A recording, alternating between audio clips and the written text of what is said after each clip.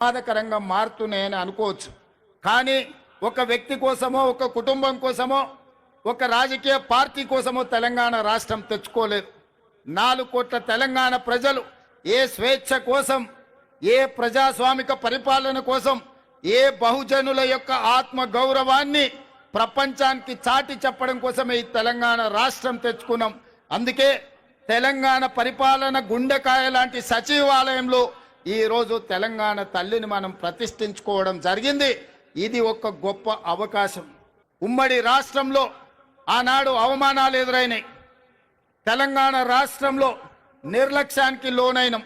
అలాంటి అవమానాలు, నిర్లక్ష్యాలు ఇంకా తెలంగాణ ప్రజలకు ఉండకూడదు అన్న ఆలోచనతో టీజీని రాసుకోవడం కానీ, జై హే జై హే తెలంగాణ గీతాన్ని పాడుకోవడం కానీ, ఈనాడు తెలంగాణ తల్లిని ప్రతిష్ఠించుకొని ప్రతి సంవత్సరం డిసెంబర్ 9 నాడు తెలంగాణ తల్లి అవతరణ ఉత్సవాన్ని అధికారికంగా రాష్ట్ర స్థాయిలో, జిల్లా స్థాయిలో, మండల స్థాయిలో ప్రభుత్వ కార్యక్రమంగా నిర్వహించాలని, అధికారిక కార్యక్రమంగా చెయ్యాలి అని రాష్ట్ర ప్రభుత్వం నిర్ణయం తీసుకున్నది.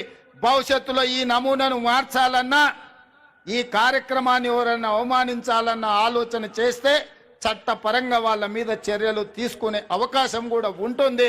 అందుకే 4 కోట్ల ప్రజల యొక్క ఆకాంక్ష మేరకు ఈ నిర్ణయాన్ని తీసుకున్నాం. మీరందరూ కూడా పెద్ద ఎత్తున ఈరోజు మీరు ఈ కార్యక్రమాన్ని ఆశీర్వదించాల్సిందిగా కోరుకుంటూ, అదేవిధంగా రాజకీయ పార్టీ పరంగా ఈనాడు పార్టీ అధ్యక్షులు మహేష్ కుమార్ గౌడ్ గారు పిసిసి అధ్యక్షుడిగా ఈ కార్యక్రమంలో పాల్గొని పార్టీ కార్యక్రమాలను కూడా ముందుకు తీసుకెళ్లాలని, శాసన మండలి సభ్యులుగా వారు ఈ అంశాన్ని ప్రజల దగ్గరికి తీసుకువెళ్లాలని, శ్రేణులను స్ఫూర్తిని నింపే విధంగా ముందుకు నడిపించాలని, ఈ కార్యక్రమంలో వేలాదిగా పాల్గొని ఈ కార్యక్రమాన్ని విజయవంతం చేసిన మీకందరికీ మనస్ఫూర్తిగా ధన్యవాదాలు తెలియజేస్తూ మీ అందరి దగ్గర సెలవు తీసుకుంటున్న మిత్రులారా ధన్యవాదాలు. ఈ కార్యక్రమం తర్వాత ఇంకా మనకు క్రాకర్స్ కార్యక్రమం ఉన్నది, అదేవిధంగా డ్రోన్ కార్యక్రమం, ఇతర కార్యక్రమాలు ఉన్నాయి. వాటి అన్నిటిని కూడా ఆస్వాదించవలసిందిగా కోరుకుంటూ మీ అందరి దగ్గర సెలవు తీసుకుంటున్న మిత్రులారా, సరిగ్గా 15 సంవత్సరాల కిందట కేసీఆర్ శవయాత్రనో తెలంగాణ జైత్రయాత్రనో ఏదో ఒకటి జరిగి తీరాలని చెప్పి ఆనాడు ఒక మొండి పట్టుదలతో, ఒక ఉక్కు సంకల్పంతో మన నాయకుడు కేసీఆర్ గారు 2009 నవంబర్ 29 నాడు నిరాహార దీక్ష కూర్చుంటే ఆమరణ దీక్షకు ఆనాడు ఆ పవిత్ర దినాన్ని దీక్షా దివస్ గా గత 15 సంవత్సరాలుగా మనం జరుపుకుంటా ఉన్నాం.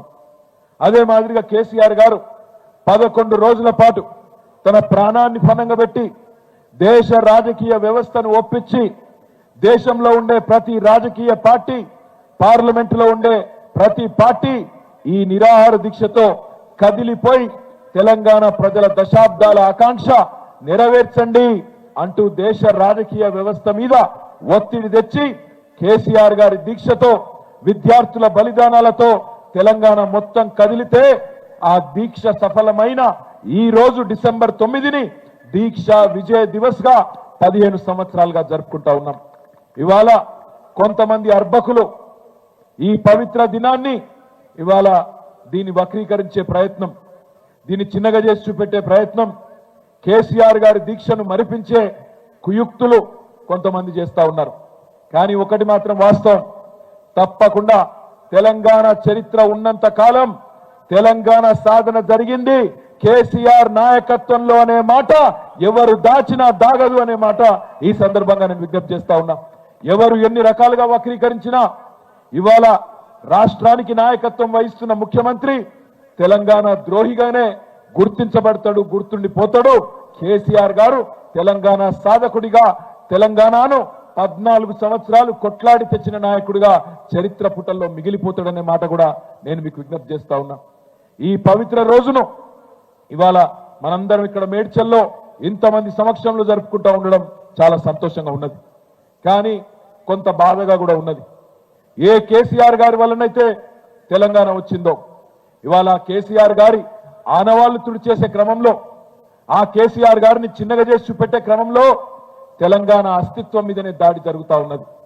తెలంగాణలోని అస్తిత్వ ఆనవాళ్ల మీద దాడి జరుగుతా ఉన్నది. మీరు గమనించండి ఏమేం జరుగుతున్నదో.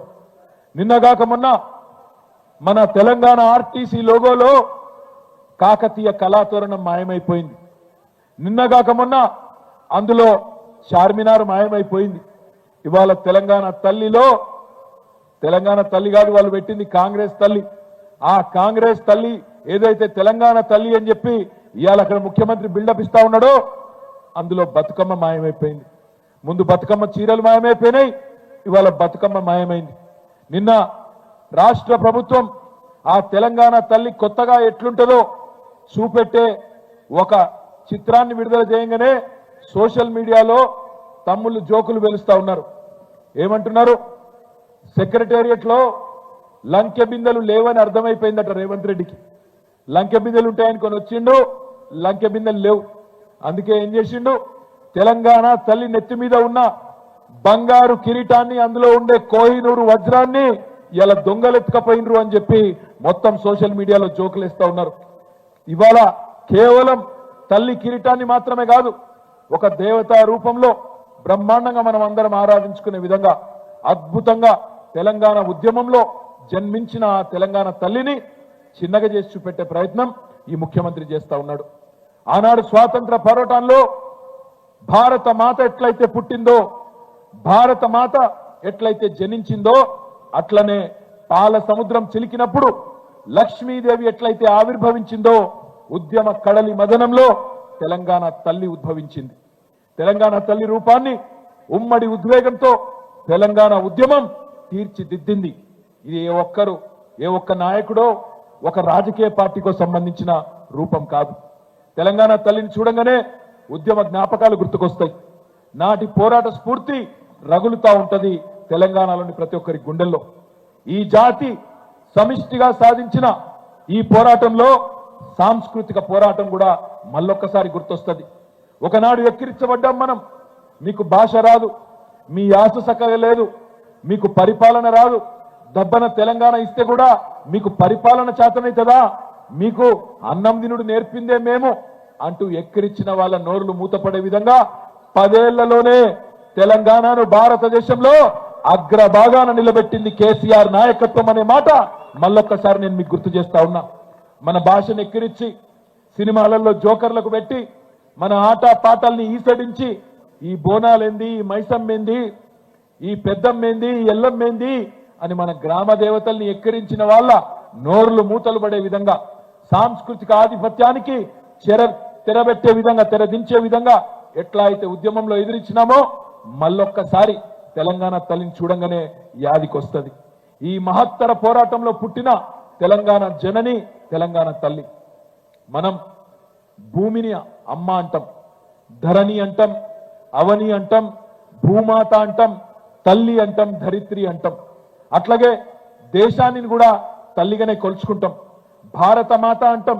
అట్లాగే మనం పుట్టిన గడ్డను మాతృమూర్తిగా చూసుకునే సంస్కారం ఉన్న నేల ఈ భారత నేల. అట్లాంటి ఈ భారతదేశంలో భారత మాత ఎంత అద్భుతంగా ఉంటుందో మీ అందరికీ నాకంటే బాగా తెలుసు. ఆనాడు మహాత్మా గాంధీ గారు మొట్టమొదటిసారి భారత మాతను వారణాసిలో పెట్టినప్పుడు మహాత్మా గాంధీ గారు అనుకున్నది తప్పకుండా స్వాతంత్రం వస్తుంది, వచ్చినాక భారతదేశం ఉజ్వలంగా వెలగాలని చెప్పి భారత మాతకు బంగారు కిరీటం, ఆభరణాలు, అద్భుతంగా ఒక దేవతామూర్తిలాగా భారత మాతను వారణాసిలో ఏర్పాటు చేయడం జరిగింది. ఆ తర్వాత శ్రీమతి ఇందిరాగాంధీ గారు ఆనాటి ప్రధానమంత్రిగా హరిద్వార్లో ఆమె కూడా భారత మాతను పెద్ద ఊరేగింపు తీసి హరిద్వార్లో ప్రతిష్ఠించింది. ఆ